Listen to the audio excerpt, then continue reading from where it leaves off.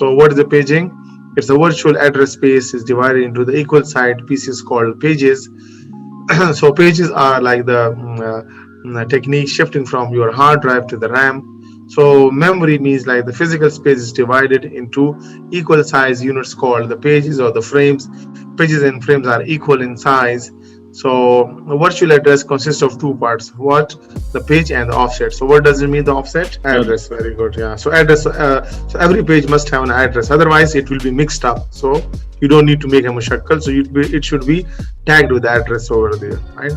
So for example, if every student knows the address of the home, so if all, for example, you change the home, so you will not be able to reach your home over there. So the address is most important thing. Your name is the most important thing. So sometimes your name, ID, address, these are the important part for pages over there. So OS keeps mapping from page number to its base physical address in page table over there, right? So the purpose of operating system, they keeps mapping from page number. So this is page number 3, and it is like in the physical address, it is the page table number, which table. So there should be a mapping done by the operating system.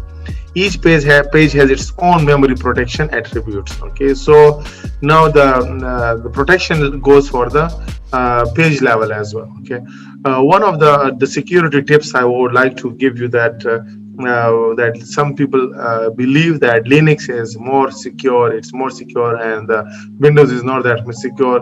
One of the reason is the paging as well, because the Linux, they store the things in a form of the pages in a hard drive, while the Windows, they store in the form of files over there. So files can easily be hacked, while pages cannot be easily be hacked over there. So this is one of the expert opinion tips by the gurus who are working on the protection of different operating system, Linux and the Windows over there. So one of that pages are like now not easily to be hacked.